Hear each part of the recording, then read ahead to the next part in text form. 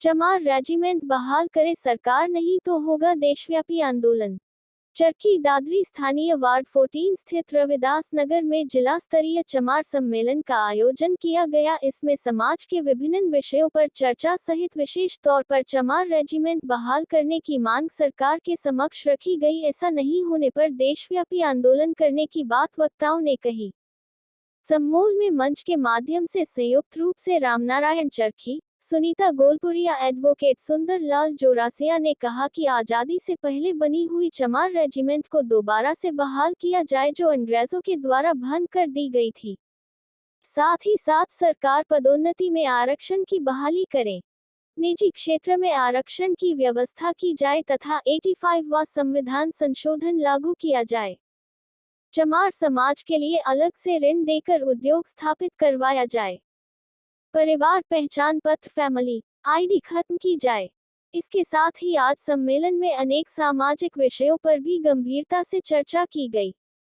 इस दौरान सभी ने सर्वसम्मति से यह फैसला किया गया कि चमार समाज शादी विवाह में दहेज प्रथा का अंत करने के लिए रणनीति तैयार करेगा, मृत्यु भोज बंद किया जाएगा, महिलाओं को सामाजिक क्षेत्र में आगे लाने के लिए विशेष काम किए जाएंगे, शिक्षा के निजीकरण का विरोध किया जाएगा।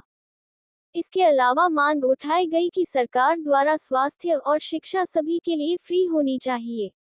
वर्तमान समय में चमार समाज का जो जनसंख्या के आधार पर हक उसे नहीं मिल रहा है, जिसके लिए संघर्ष किया जाएगा।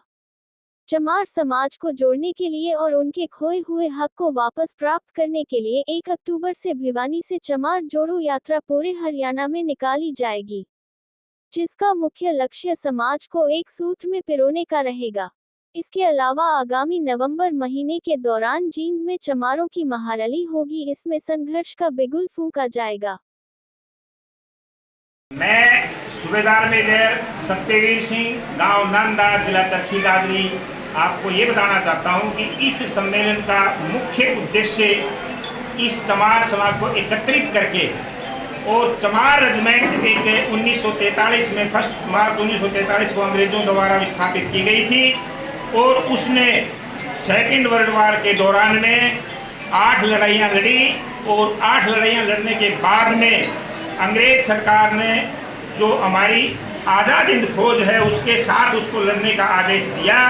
तो हमारे सेना ने उसके सामने लड़ने के लिए हथियार डाल दिए कि हम इनसे नहीं लड़ेंगे, ये हमारे भाई हैं, हमारे भाइयों को एक दूसरे से आप लड़ाना चाहते हो।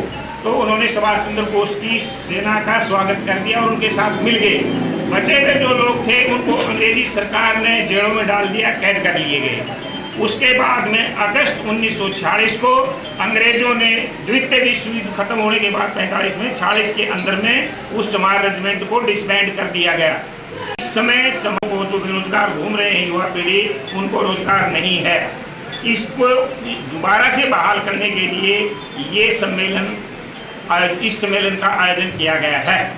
रैली अभी उसका दोबारा बोलो नहीं, जो जींद के अंदर आप रैली बता रहे हो उसका भी कोई उद्देश्य नहीं है। उस दिन दिवाली का दिन है, उस रैली को आगे कहीं दोबारा से ऑर्गेनाइज किया जाएगा, उसका कोई डेट अभी निश्चित नहीं की गई है। आज के लिए एक संदेश देना चाहता हूँ कि सबसे पहले छोटे लेवल में ग्रामीण स्तर पर एक क्लास किया जाए, एकत्रित हो। उसके बाद में फिर वो जिला स्तर पर और राज्य स्तर पर सभी चमार भाई एक समाज एकजुट होकर के इकट्ठा हों। और उसके बाद में सबसे बड़ी मैं चमार समाज को एक शिक्षा देना चाहूँगा कि जब भी किसी लड़की की या लड़के की शादी करते हैं तो वो अपनी हैसियत देख करके शादी करें। ये नहीं हो कि लड़की की शादी करना हो चाहे लड़के की किसी साहूकार के घर अंगूठा लगा करके और उसका कर्जवान होकर के उससे शादी करें। लड़की वाला और लड़के वालों को दोनों को आपस की अंडरस्टैंडिंग होनी चाहिए कि ना ही मैं इससे दहेज लूँगा और ना ही मैं दहेज दूंगा। सिंपल एक सिंगल जोड़ी सूट सलवार में लड़की को अपने घर की बेटी है उसको बहू बना करके लाओ और बेटी की तरह रखो। किसी भी प्रकार का दहेज लेना और देना इस समाज के लिए बहुत ही गंभीर बीमारी है। सरकार को एक बात और बताना चाहता हूं कि जो आज के समय में भारत सरकार ने जो निजीकरण प्रथा अपना रखी है, इस निजीकरण को बंद किया जाए। इस निजीकरण की वजह से 90% युवा बेरोजगार की कगार पर हैं और वो बेरोजगारी की सीमा को पार कर रहे हैं। जब तक युवा बेरोजगार रहेगा वो अच्छा काम नहीं कर सकता। युवा को रोजगार चाहिए ही चाहिए। युवा को रोजगार देने के लिए सरकार को ये निजीकरण बंद करना पड़ेगा।